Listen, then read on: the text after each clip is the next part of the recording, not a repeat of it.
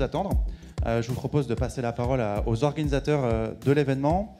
En l'occurrence, Gilles Belot, professeur titulaire de la chaire Eau, Agriculture et Changement climatique, et puis Dominique Courreau, qui est chercheuse INRAE et l'une des coordinatrices du réseau Système agricole et eau. Et donc, Gilles, peut-être, pour démarrer, quelques mots sur la chaire.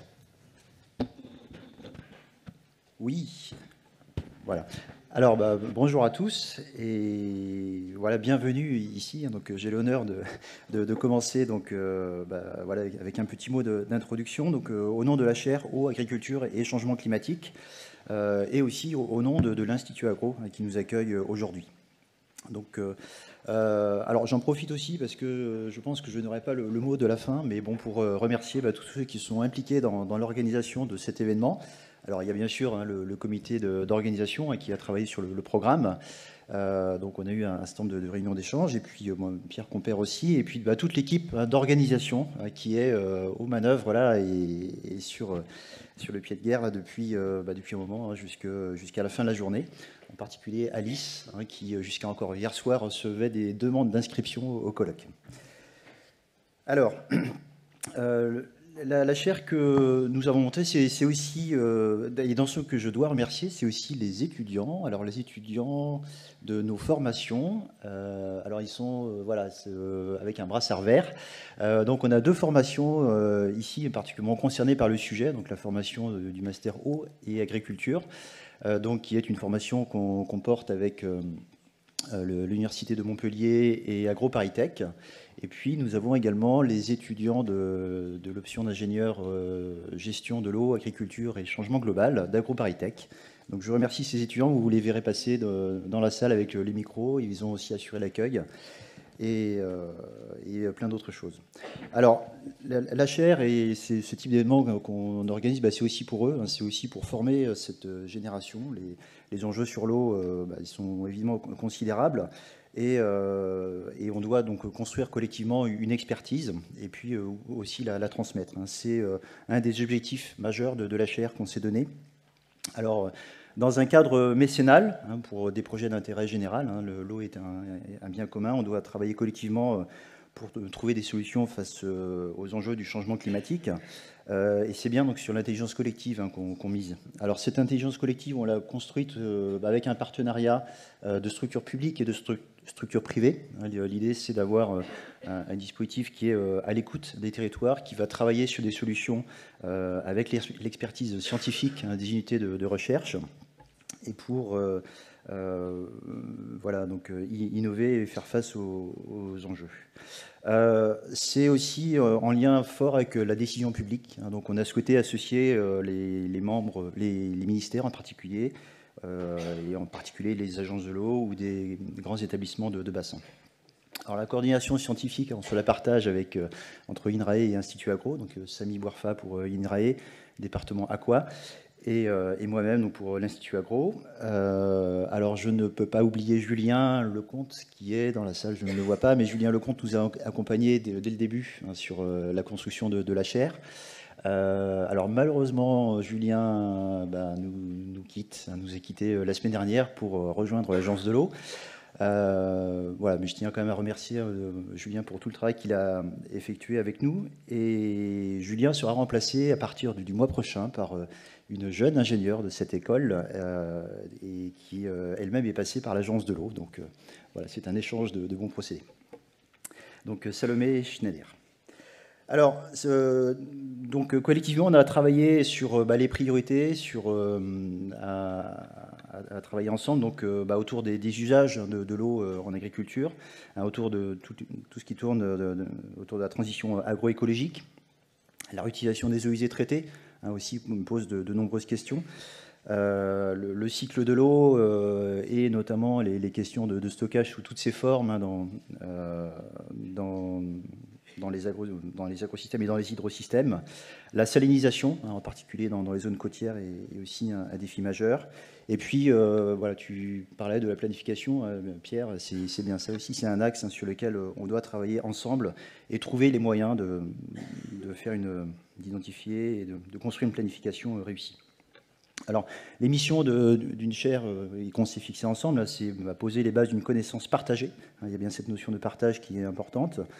identifier, explorer des solutions et des opportunités pour d'innovation, et puis c'est diffuser aussi, mettre en débat. C'est bien ça qu'on veut faire aujourd'hui, donc et transmettre tous les travaux de la chaire. Alors ces travaux se construisent autour d'événements comme le colloque d'aujourd'hui ou des ateliers collectifs, l'accompagnement de projets aussi, et avec un engagement fort des étudiants. Donc on construit ensemble des stages qui vont donner lieu à différents types de produits. Et bien sûr, tout ce qui est formation et dissémination, c'est un axe fort de la chaire. Voilà, donc je laisse la parole à Dominique. Dominique, vous êtes directrice de recherche à l'UMR Environnement méditerranéen et modélisation des agro-hydrosystèmes. Donc là aussi, vous savez de quoi vous parlez. Comment les équipes INRAE s'organisent et se positionnent sur les sujets eau et agriculture? Je crois que vous coordonnez ou vous appuyez la coordination d'un réseau d'équipes de recherche. Voilà, merci Pierre. Bonjour à tout le monde. Donc, je suis ravie de participer à ces journées. Donc, le réseau Système agricole et eau a co-organisé avec la chaire eau de Montpellier. Alors, ce réseau, donc INRAE, c'est une animation qui est transverse, pluridisciplinaire et qui a été initiée par 3 départements INRAE. Donc, l'INRAE est structuré en différents départements. Plus ou moins thématiques. Et donc, ces 3 départements sont AQUA, Agroécosystème et ACT. Alors, ACT, c'est peut-être moins parlant au niveau des acronymes. C'est un département qui est plus pluridisciplinaire, qui intègre, entre autres, des sciences humaines et sociales, mais pas que, de l'agronomie, et qui aussi aborde des thématiques sur l'eau. Donc, l'objectif de ce réseau, c'est d'avoir en premier lieu un besoin d'une vue d'ensemble des compétences qui sont disponibles au sein de ces 3 départements et de leur complémentarité. À la fois, il y avait un besoin d'une meilleure lisibilité interne, mais aussi externe, de produire des connaissances plutôt réflexives, afin de promouvoir aussi la notion de l'eau comme bien commun, d'identifier des possibilités de collaboration, de faciliter aussi la construction d'approches systémiques. Et puis aussi de pouvoir apporter des appuis aux politiques publiques. Alors c'est un réseau qui est assez récent, qui a démarré l'an dernier et qui propose des actions et des animations donc, qui ont commencé avec le recensement des compétences au sein de ces départements. Ça a été fait au cours d'enquêtes qui ont été menées l'an dernier en 2022 et qui ont été présentées lors d'un séminaire qui s'est tenu à Avignon. Par des webinaires qui sont avec une fréquence variable bimensuelle. Et je voulais signaler la prochaine date du webinaire qui peut intéresser peut-être pas mal d'entre vous sur un sujet qui est assez discuté sur les bassines. Et ce sera le 21 novembre sur un créneau d'1 heure, à peu près 1 heure et demie, avec 2 exposés. Donc sur 2 de Jérôme Molena et d'un juriste qui vient de l'université de Poitiers. Et puis, il y a un site web, où vous voyez l'adresse qui est notée au-dessus, qui est ouvert à tous et qui présente les différentes unités avec des liens sur les unités qui travaillent sur cette thématique eau, qui permet de diffuser des offres de thèse, de CDD, de stages. Donc, n'hésitez pas si vous avez des informations à communiquer via ce réseau. Et puis, donc, qui propose aussi des séminaires annuels. Et donc, l'an dernier, s'est tenu le premier séminaire à Avignon. Et cette année, donc, on co-organise cette journée. Et une journée qui aura lieu demain. Donc, je vais vous présenter, qui aura lieu à Agropolis. Et qui se veut complémentaire à cette journée, qui est adressée plus particulièrement donc, aux acteurs recherche INRAE. Et donc l'idée est d'anticiper pour mieux planifier la gestion de l'eau en agriculture et concevoir et évaluer les scénarios, donc avec des mots-clés vraiment autour des scénarios. Donc on va commencer la journée avec un exposé d'un doctorant qui a soutenu il n'y a pas très longtemps sa thèse à Rennes et qui a utilisé une approche systémique et participative pour concevoir des scénarios, donc en mêlant participatif et modélisation biophysique. Donc ce sera une introduction à cette journée, ça sera suivi par un exposé de Delphine Lénart de l'UMR Géo, qui va nous poser le cadre conceptuel général pour les exercices de scénario. Et puis ensuite, la journée sera partagée entre 3 sessions. Une première session où on aura des présentations de construction de scénario avec Éric Soquet, qui va parler d'Explore 2, et vous l'aurez aussi aujourd'hui, mais ce sera plus sur le volet donc scénario en hydrologie.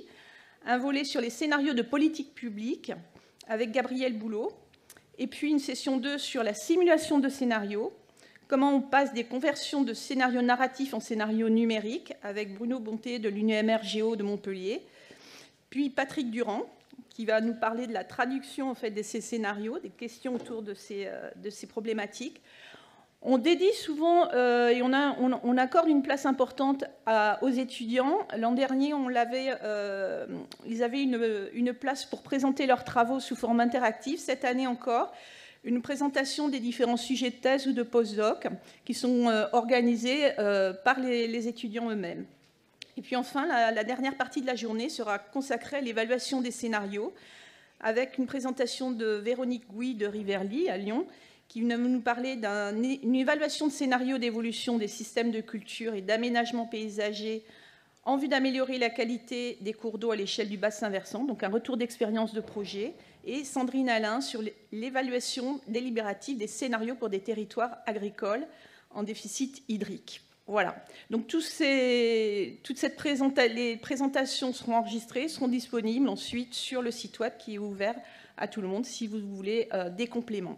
Et donc voilà, je vous souhaite une belle journée pour ces exposés. Merci Dominique. Donc là, on l'a compris, vous venez nous présenter le programme du journée qui aura lieu demain, dédié aux chercheurs. Aujourd'hui, on a un certain nombre de chercheurs d'ailleurs qui seront présents demain et qui sont intervenants dans ce réseau, qui interviennent aujourd'hui. Et du coup, Gilles, justement, après quelques grands chiffres, tu vas pouvoir nous présenter le programme de la journée.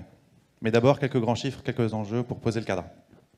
Voilà, alors quelques grands chiffres. Donc à un moment, il y a eu un comité d'organisation qui m'a dit tiens, voilà, on va lui demander de présenter quelques grands chiffres. Alors, donc j'ai choisi quelques grands chiffres dont on a beaucoup parlé, notamment suite à la sécheresse l'an dernier, qui s'est poursuivie cette année, donc dans la presse en particulier. Alors, quelques grands chiffres et qu'est-ce qui nous inspire? C'est surtout ça qui nous a motivés aussi pour construire ce colloque. Alors, déjà, que représente la part de l'eau utilisée par l'agriculture et notamment celle qu'on prélève sur les milieux? Déjà, il faut voir que les précipitations au niveau national représentent environ 500 milliards de mètres cubes, qu'on note également kilomètres cubes. Donc c'est beaucoup, c'est un volume qu'on a du mal à visualiser. Mais voilà, il y a une grande partie, à peu près 60% de ce volume précipité, donc qui va partir par évaporation ou évapotranspiration sur le territoire national. Au passage, là je m'appuie sur les chiffres qui sont publiés par le ministère de la Transition écologique et de la cohésion des territoires, donc qui publie chaque année une synthèse qui met à disposition les données dont le ministère dispose. Alors, sur ce bilan, donc, en fait, la différence va constituer, donc, selon la définition du ministère, donc, ce qui est la ressource renouvelable, à environ 200 milliards de mètres cubes, soit 3500 mètres cubes par habitant, ce qui est plutôt bien au niveau mondial. On est, suivant les pays, entre 1000 et 5000, donc on est plutôt dans une moyenne mondiale. Dans une bonne moyenne mondiale, et donc avec un partage en gros sur la moitié haute surface, eau souterraine. Alors c'est donc dans ces ressources renouvelables qu'on prélève, donc pour différents usages. Alors le refroidissement des centrales électriques, c'est la part la plus importante des prélèvements, alimentation en eau potable bien sûr, agriculture et industrie. L'agriculture représentant environ 10 à 12% selon les chiffres publiés en 2023, des prélèvements évalués sur l'année. Donc ça paraît relativement faible. Alors évidemment, il y a de grosses disparités selon les territoires et puis bien sûr selon les saisons. Donc c'est bien cette disparité qui va générer du coup des tensions sur les milieux naturels dès lors que les prélèvements sont excessifs par rapport à la ressource. Est-ce que, alors on observe des tendances sur le long terme, évidemment, toutes les questions de changement climatique sont au cœur de nos discussions aujourd'hui. On aura des présentations spécifiques là-dessus, sur notamment retour d'expérience sur la sécheresse 2022. Et puis, que nous dit la prospective vis-à-vis de la ressource? Donc il semblerait que statistiquement, même si on est relativement stable depuis une vingtaine d'années, on est un petit peu en dessous des précédentes décennies. Donc, y aurait-il une légère baisse de la disponibilité de la ressource? Alors, ce qu'on peut voir aussi, hein, selon les chiffres du ministère, c'est qu'il y aurait également une tendance à la diminution des prélèvements. En revanche, pas forcément pour l'agriculture. Donc voilà, ça va être évidemment un sujet de discussion. Donc l'agriculture, un représentant environ dans les 3 milliards de mètres cubes chaque année. Alors ici, je parle de prélèvement, mais dans cette partie prélèvement, on a aussi des restitutions. Voilà, le ministère définit du coup la consommation comme la différence, en fait, comme les volumes d'eau qui vont être évaporés. Alors c'est une définition dont on pourra discuter, qui peut être bien sûr discutable, mais voilà, le ministère définit très clairement la façon dont c'est calculé. Donc c'est calculé à partir de pourcentages établis au niveau national. Donc on considère par exemple pour tout l'usage agricole en dehors de l'agriculture irriguée avec des systèmes gravitaires, eh bien l'ensemble de ces prélèvements va partir par évapotranspiration. Donc sera considéré comme une consommation. Alors pour l'eau potable, on a un coefficient d'abattement, et puis sur l'énergie, on va considérer que seule n'est consommée l'eau qui part vers l'atmosphère, donc suivant les procédés de refroidissement. Bon, tout cela fait que globalement, et ça on en a pas mal parlé l'an dernier, ça a été sujet à débat, l'agriculture représente la principale activité consommatrice d'eau douce en France, avec une estimation environ de 3 milliards de mètres cubes.